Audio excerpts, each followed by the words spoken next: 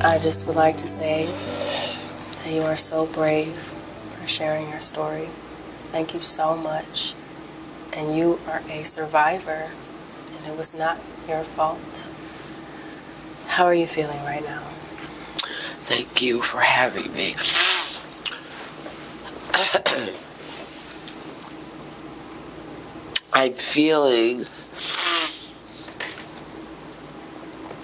I'm just feeling honored that I'm able to tell my story.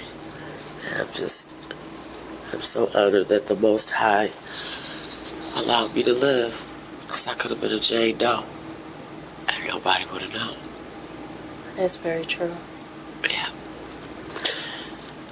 So tell us a little bit about the aftermath following that horrific event that you and two other girls experienced. So we made a pact in the shower, the three of us, that we were never going to say a word. Why was that? Who do you tell? Who do you tell something like that to? Why we never even thought to go to the cops, or I know why I didn't tell my parents, because I had already lied. And then I felt like it was my fault because I had no business going. I had no business lying. So, after we made the pact, we laid down and we slept, because like I said, I told my parents I was spending the night and her mom was going to bring me back that next day. So we slept and we were just in silence. We just kept looking at each other, and periodically we just hold hands and just cry. There's no conversation after something like that. I mean, what do? Sit around and talk about each one, what they did to you? You know, it's something so surreal that it sounds like it's made up. What makes you want to break the pact today?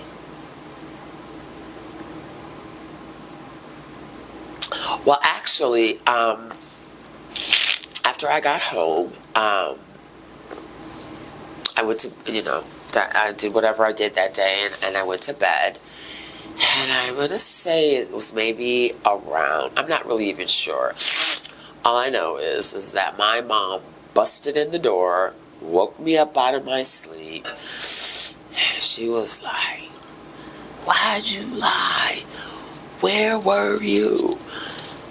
My dad was standing there like he wanted to shoot every man or boy in the world. But back then, when something like that happens, I mean, if I had really had showed some real detrimental signs where my parents would have thought maybe we should take her to get help, they absolutely would have done that. But it was swept under the rug. And now, years later, 40-something years later, I realized that was horrific for my mom and dad. How do you handle that as a mother? How do you handle that as a father? Now, my parents never knew the total details. So after my mom was, why'd you do this? Why'd you do that? She said, the girl's mom called and told. So the one light-skinned sister is the one that broke down and told. She told. And the one that you had said that they had done the worst. Yes. Yes. So, so like I said, if I had really showed signs of, that I needed to get professional help, my dad would have totally done that in a heartbeat. So with that being said, I did not graduate from high school. A lot of people don't know that. I did not graduate from high school. I made it to the second semester.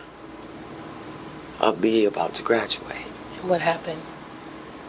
That happened. That was around the time. That happened. Okay. Okay? And I was all over the place. Of course. You know? That broke down everything. Everything.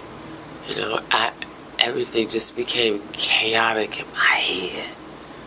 Like, how do you handle all that shit? And then how do you handle going to a prestigious school and you're the only girl of color there? Like, that was a lot. I was already going through a lot, you know? Huh? Oh, I was already going through a lot. So yeah, I did not graduate, and I know a lot of people don't know that. Yeah, so with that being said, I just began to like, probably yes, in a depression, but searching for something to mask it, a Band-Aid. And what did you find to be the Band-Aid? Crack cocaine. Now, let me say this. Things that you go through in this particular life is carnal and spiritual. Okay? What happened to me was carnal. The reason I'm here talking to you was spiritual. Because there are a lot of people, male and female, that have been sexually assaulted, killed and dumped, or limbs or parts taken off. And their stories never to be told. Stories never to be told. So yes, so I said all of that to say that I knew that I needed something to mask. And I was not searching for crack, you know, but it came into my life. And it took me down a slippery road, but it allowed me not to feel. And it allowed me to go into a character that was going to protect, because I didn't have anybody there to protect me, right? So time went on. I was on drugs for quite a while.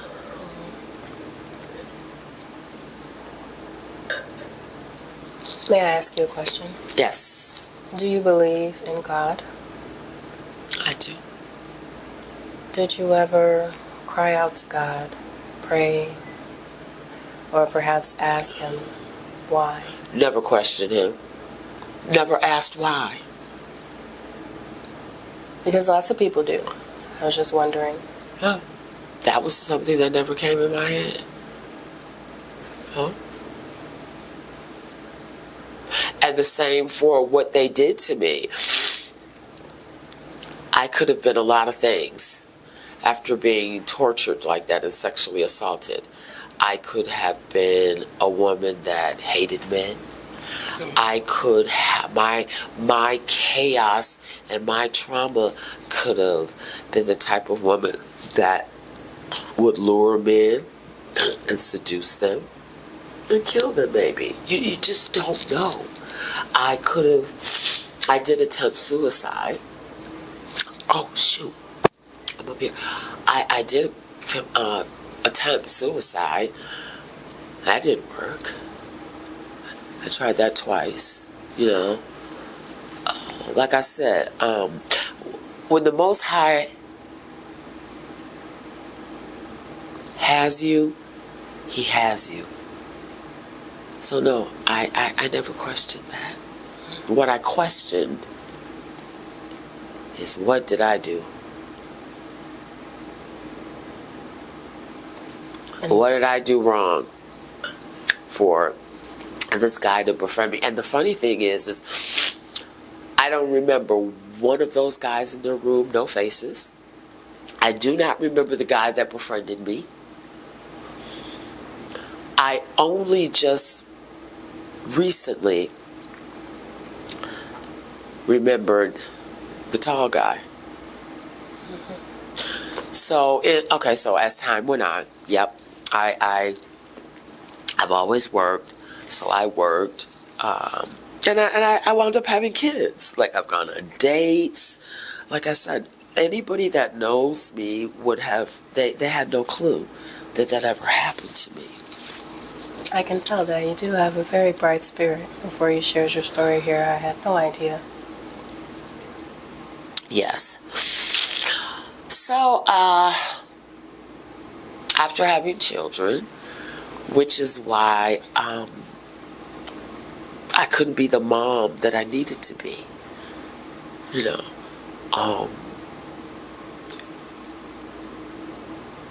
I think somebody asked me after that happened, you know, did I want kids? Was this that? I did hear months later that the light-skinned sister was pregnant. Oh. Yeah, she was. I don't know what happened with that. My mom cut ties off for me with them, as if maybe she might have blamed them as well as me for lying, but you know.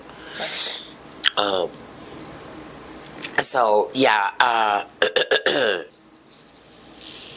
I lost my train of thought. Could you help me, because this? Sure. Let's go back to when you said that you had kids. How was that for you? Did you fear for your children as well? No, because they were in the hands of my parents and the Most High. I never feared anything like that. When that happened to me, I never once thought about sexual assault again. Really? No. If I did, then I couldn't have had children. I couldn't have went on dates. I don't wake up angry. That's not me. I've never done that.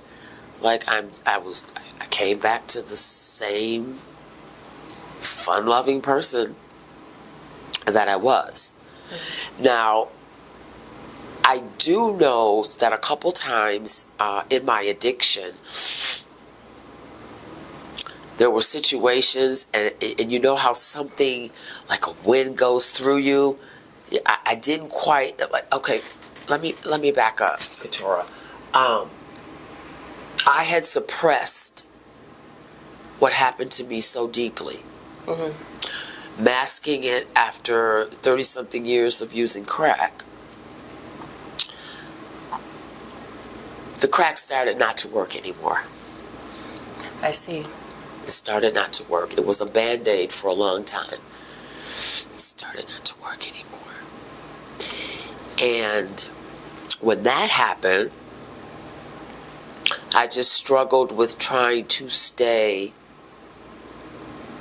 functionable.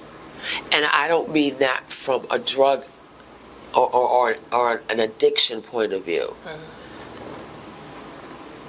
Trying to juggle and organize my chaos in my head, and then trying to be a daughter, a mother, a sister, a friend. Mm-hmm. It was difficult, but I seem to have kind of slid through it. And so to date, you have overcome this addiction that was brought on by this traumatic event. I have. Congratulations. I have. I'm very proud of you. I have. I have.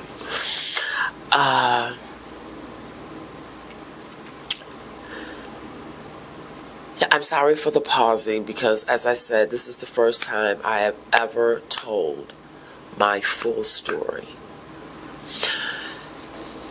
All is well. Please collect your thoughts as you need. Okay.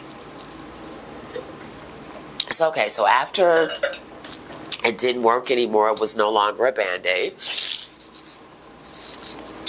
I'm going to say around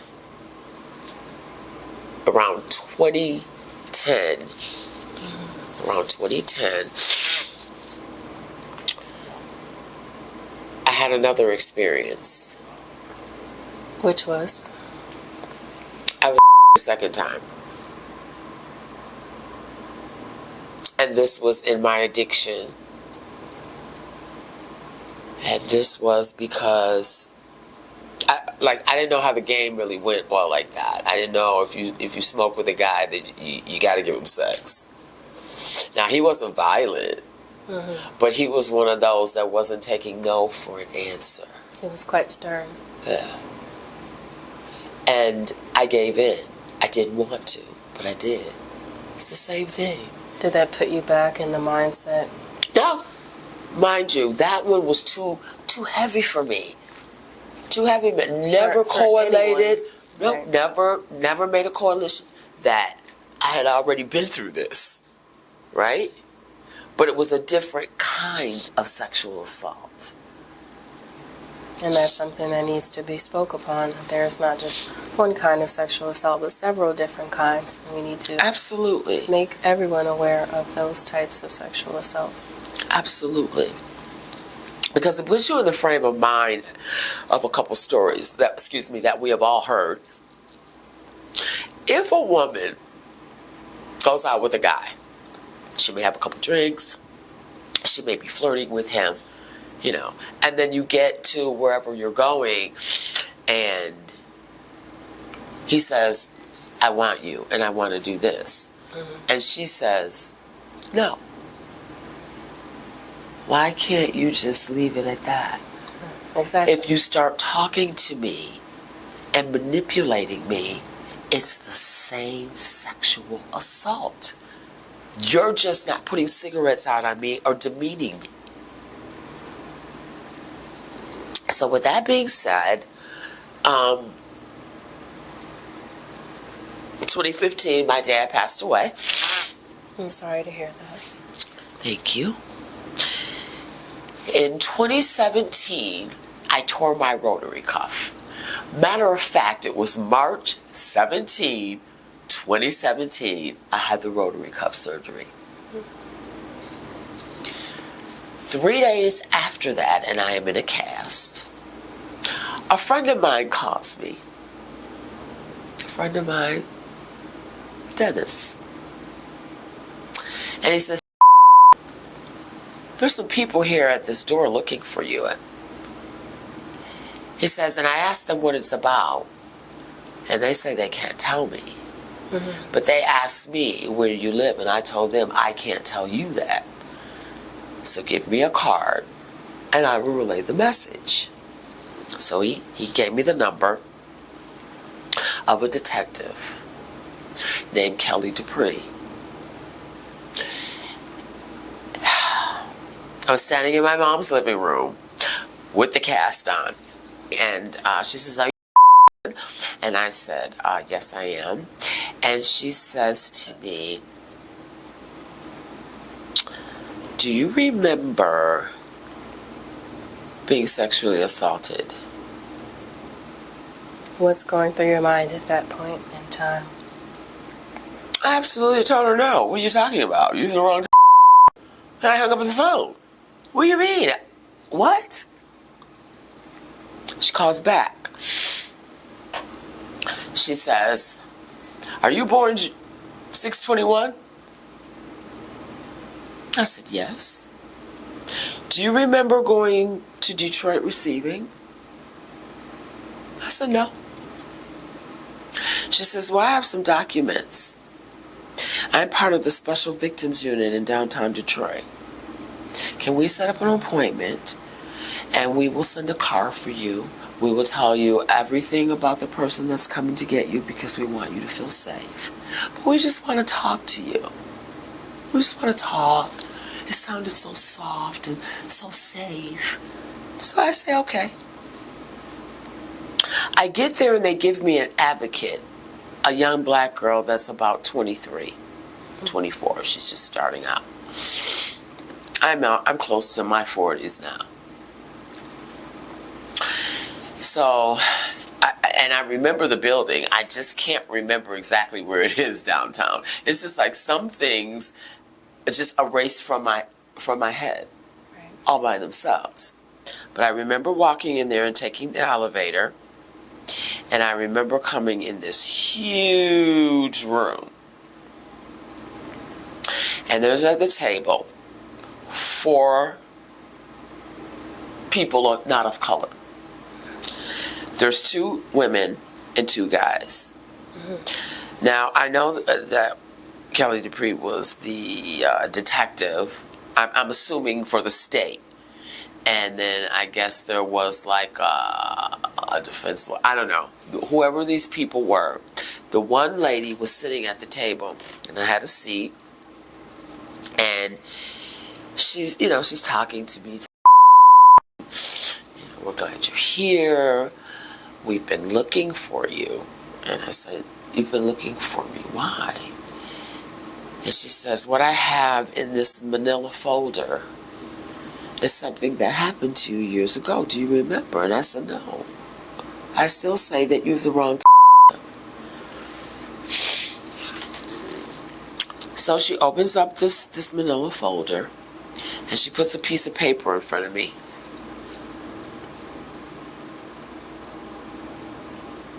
I see my name. I see the date.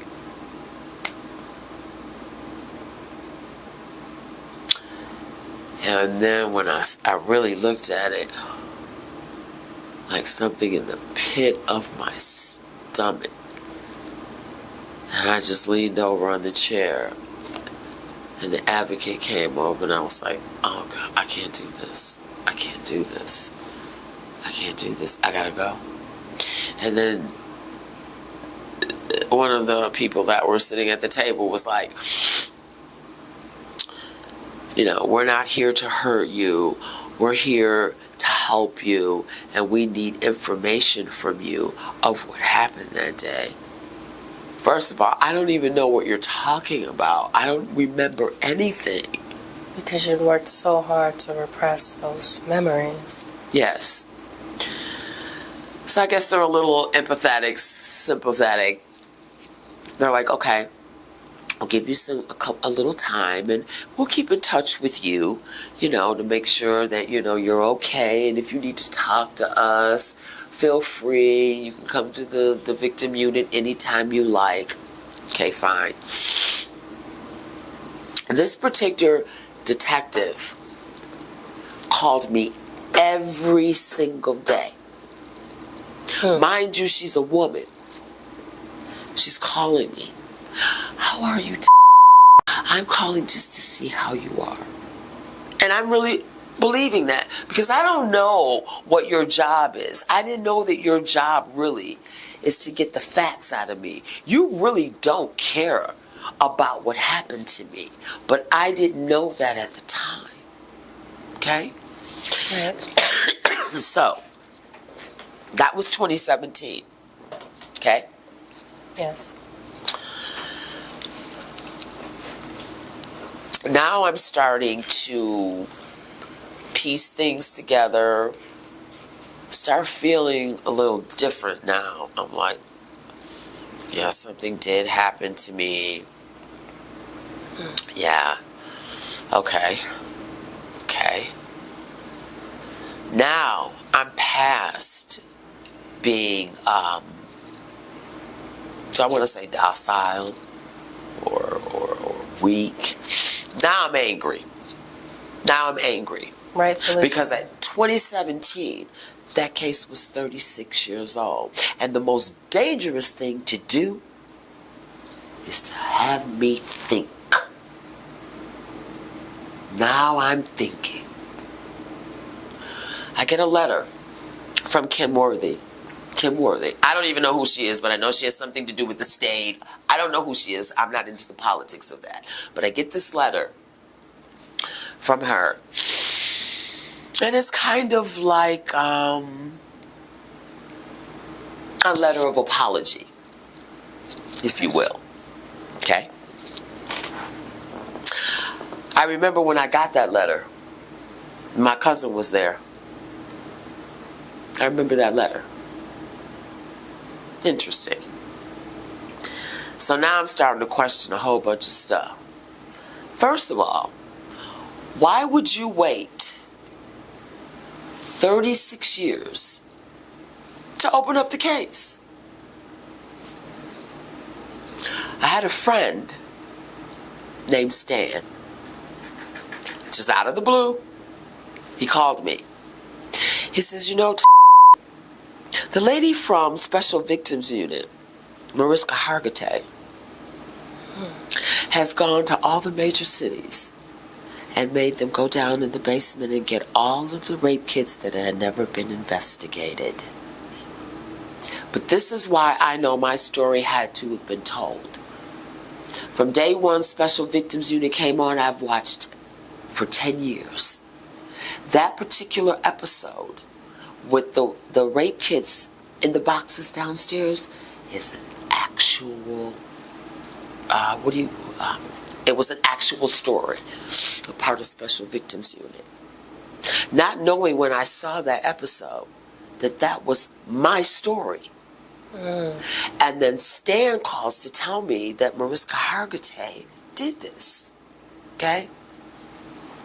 Now, mind you, I was already in a pandemic 2 years before the pandemic happened. I was already isolating myself. At the time, I was living with my aunt. And that was a blessing. And I'm going to tell you why. Because a lot of people lived in that house, right? And that somehow kept me comfortable. For a whole year, everybody was always home. This one day, everybody was leaving. And paranoia set in. Because I had not been alone. And you have to remember, when they opened up this case and they sprung that on me, it started jarring so much stuff in my head. So much. I've never been paranoid in my life.